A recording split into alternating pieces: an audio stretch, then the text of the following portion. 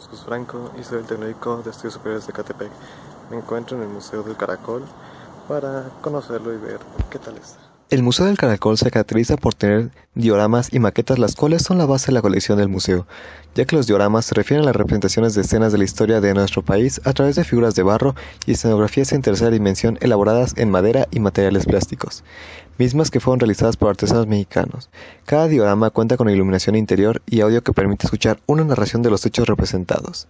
Además de este inmueble, cuenta con dos obras del escultor Chávez Morado: la puerta cancel de la entrada elaborada en bronce, que hace alusión a la fusión de dos culturas, la europea y la americana. Queda como resultado del mestizaje, y el domo del recinto de la Constitución, siendo uno de los primeros altares a la patria edificado en mármol blanco, verde y tezontle rojo, en el cual se exhibe el facsimile de nuestra Carta Magna cubierta por las alas de una gran escultura del escudo nacional. En la sala 1 son los años finales del virreinato. Exhibe diversos aspectos de la vida colonial en los últimos años del periodo virreinal, además de los antecedentes y causas que propiciaron el movimiento de la independencia, como las reformas borbónicas instauradas por Carlos III y la abdicación de este a causa de la invasión napoleónica al territorio de España. Se muestra también la conspiración de Querétaro, que dio origen al movimiento de independencia.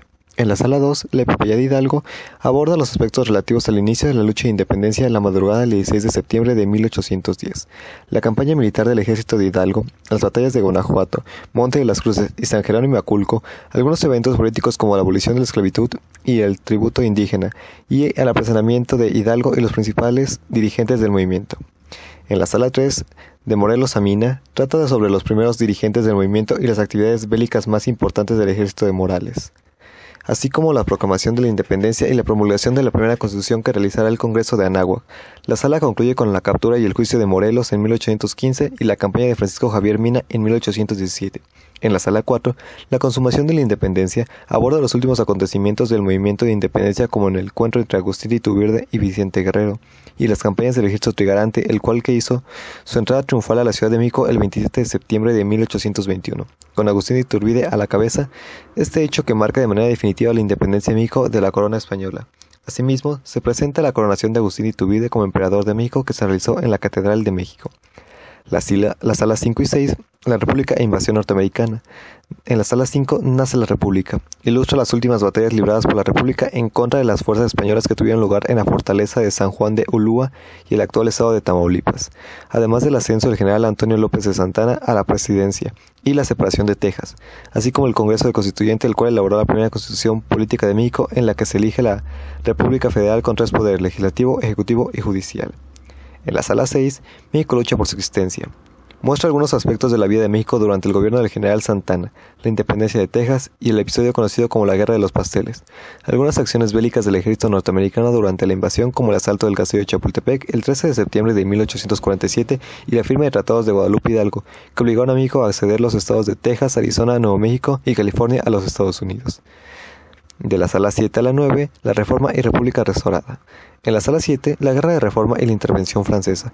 Representa el momento en que Guillermo Prieto se interpone entre Benito Juárez y el conjunto de soldados que debían asesinarlo, lo que evitó la muerte del presidente, el triunfo de la Revolución de Ayutla en 1855, la promulgación de las primeras leyes de reforma, además del periodo de guerra entre liberales, conservadores y la invasión de 1867 por el ejército de Napoleón III. En la sala 8 está la resistencia de Juárez. Presenta el tema del ascenso y descenso del imperio de Maximiliano de Habsburgo. El Partido Conservador Mexicano promovió el establecimiento de un imperio, para lo cual solicitó apoyo del emperador Napoleón III. En respuesta, este envió el ejército francés y designó a Maximiliano. En la sala 9, el triunfo de la República. Trata diversos hechos históricos, como la muerte de Maximiliano, que representó la victoria de los liberales como los conservadores, la elección de Benito Juárez en 1867 y el derrocamiento de Sebastián Lerdo de Tejada mediante el golpe militar, encabezado por el general Porfirio Díaz en 1876. Así inició la etapa que se conoce como Porfiriato, caracterizada por la estabilidad política y el desarrollo económico. En la sala 10, el Porfiriato, la época porfiriana. Aborda la época porfiriana como el desarrollo histórico económico del porfiriato, que permitió el enriquecimiento de los dueños de las tierras, comercios e industrias, mientras que el resto de la población sufrió la sobreexplotación de su trabajo y el despojo de sus tierras, lo que generó manifestaciones de descontento de diferentes sectores de la sociedad, mismas que Porfirio Díaz reprimió por la fuerza, como son los movimientos del principio del siglo XX que se suscitaron para derrocar la dictadura y establecer un régimen democrático. Algunos de estos fueron encabezados por obreros, como el de la mina de Cananea y el de la fábrica de hilados de Río Blanco, y se constituyeron en símbolos de movimiento que se darían años después. De la sala 11 a la sala 12 se conoce como la Revolución. En la sala 11 se llama Madero. Abordan diversos hechos históricos acaecidos en 1910 como el centenario de la independencia y la obra de Francisco I. Madero, principal promotor de la oposición que propugnó por la instauración de un sistema democrático para así participar en las elecciones presidenciales. Fue encarcelado por el presidente Porfirio Díaz, huyó de su cautiverio y emitió el Plan de San Luis, hecho que marcaría el inicio de la revolución el 20 de noviembre de 1910.